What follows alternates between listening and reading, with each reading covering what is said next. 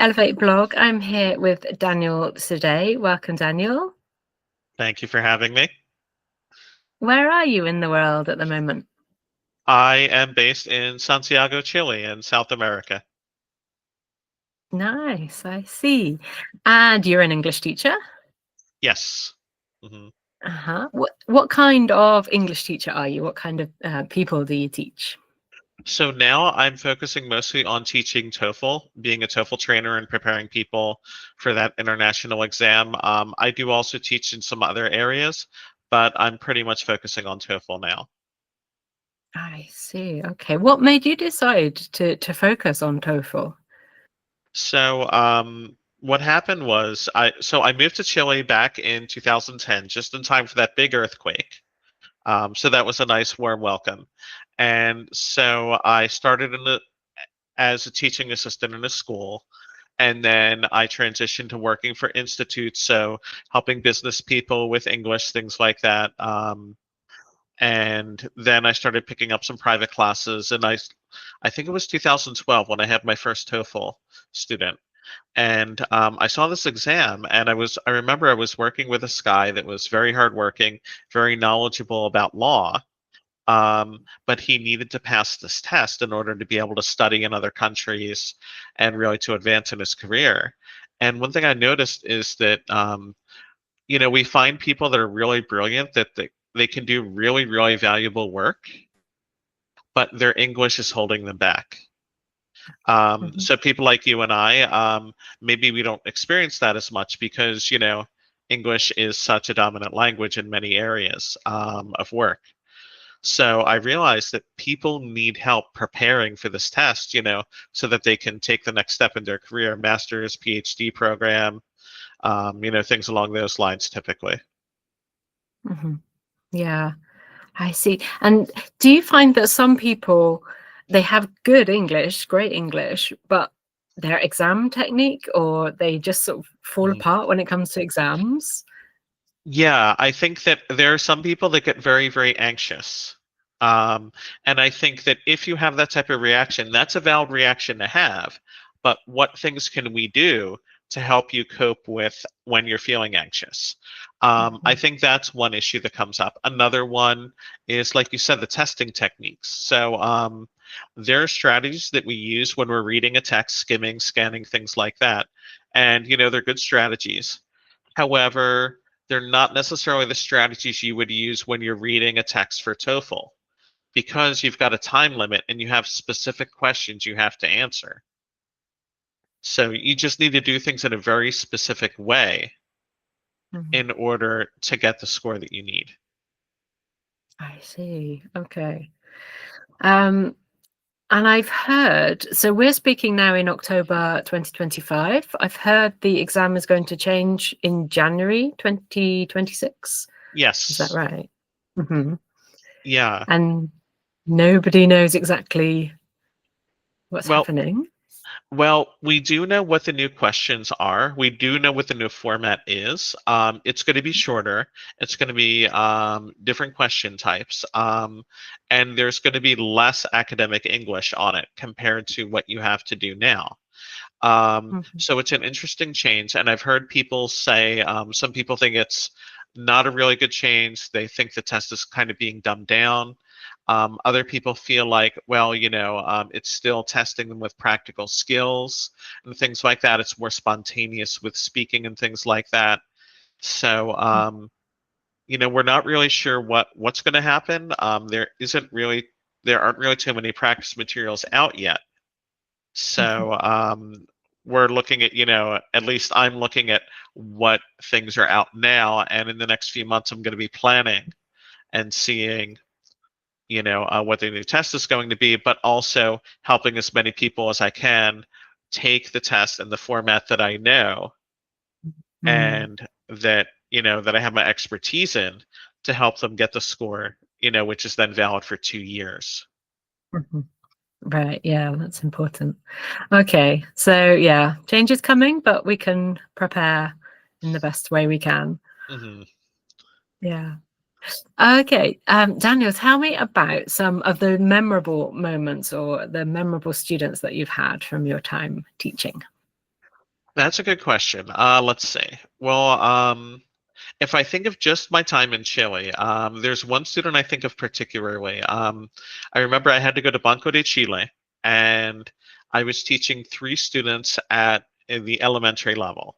Um, and typically in Chile, even if students are at the elementary level, they can at least say a few things.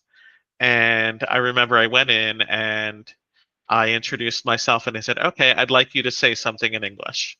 And then one guy says, hi, I'm Leo. I'm from Chile. Excellent. And then the next one, hello, I'm Juan. I speak Spanish. Excellent. And then we got to the other student, a woman, and I had the class list, so I knew what her name was, but she just would not speak. And I said to her, okay, okay, I'm going to ask you some questions, and I want you to tell me yes or no. And then I said, is your name Jacqueline? Her response, nodding her head up Oh, and down, she couldn't even say the yeah. word yes. Oh no. And I thought, okay, she's probably had some not so wonderful experiences with English. So I was very sensitive to the group, particularly with her. Um, and it took her some time, but then she started talking in class and participating. And they were such a great group to work with. I think I worked with them for probably about 5 or 6 months with the course through Mm. the institute. And then I ran into her a few years later, walking in downtown, and I chatted with her a little bit. And she told me she never liked English.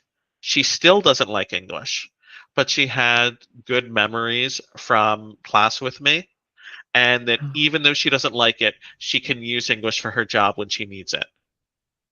oh, Um, great. and then at one point we found like I found her on Facebook. I think like her sister, someone was selling something, and I saw her commenting, and I'm like, oh wait, is that you? She said, yeah, that's me. So now we're connected on Facebook.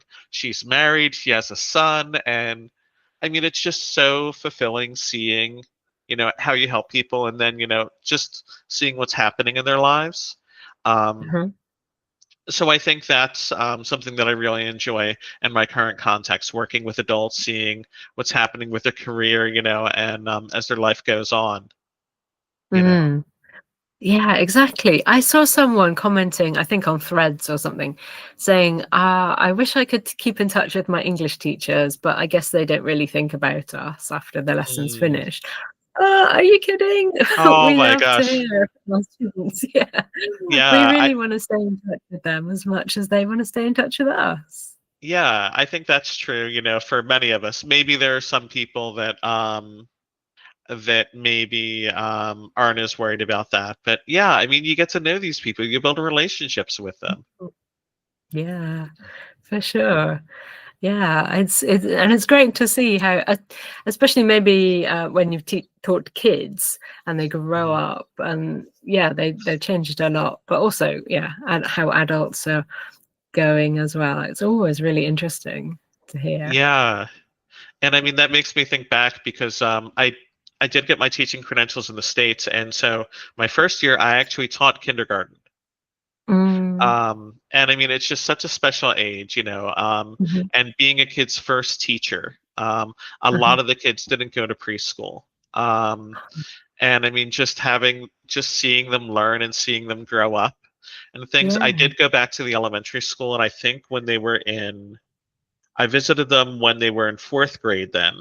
Um, and one of my colleagues that I worked with at the school, she was still there.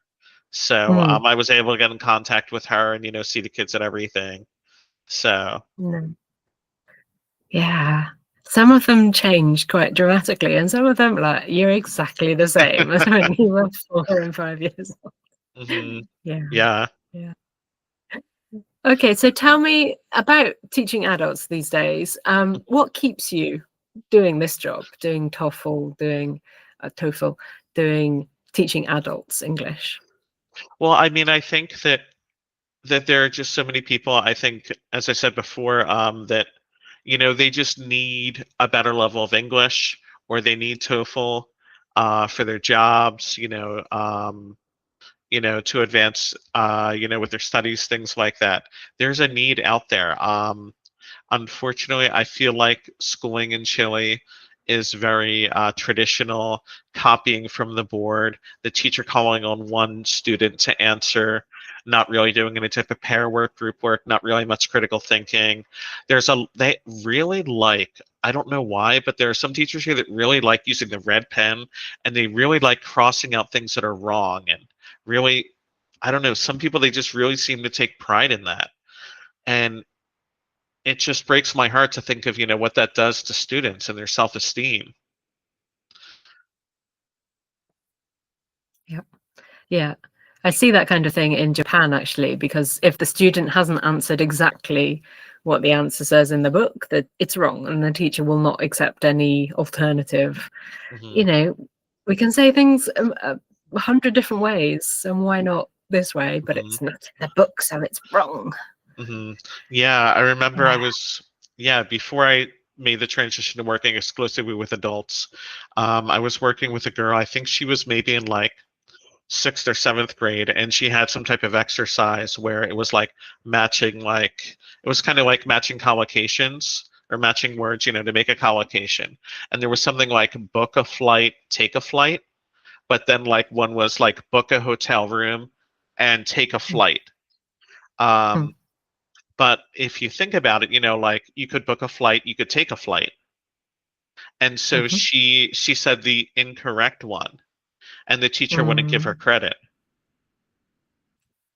And Yeah. it's a Yeah. shame, I think, when we see people that are very, very rigid in their thinking. Yeah. Yeah, definitely. And it does, and it causes people not to want to speak at all, like your student. Mm. Yeah, because nothing's right, so why bother? Yeah. Yeah. Hmm. Uh-huh. So yeah, that's our job, to build up their confidence as much as teach them English. Hmm.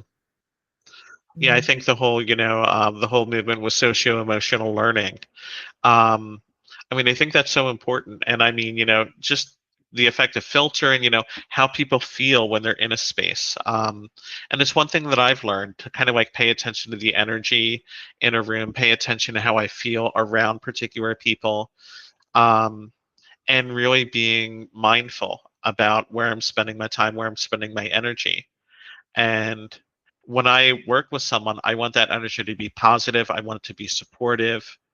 um, and I really want people to feel the best that they can when they're working Mhm. with me. That's great. Yeah, I'm so happy to hear that. And that's one of the reasons that I do these interviews, is so people can get to know you a bit better, see what you're like, talking and interacting.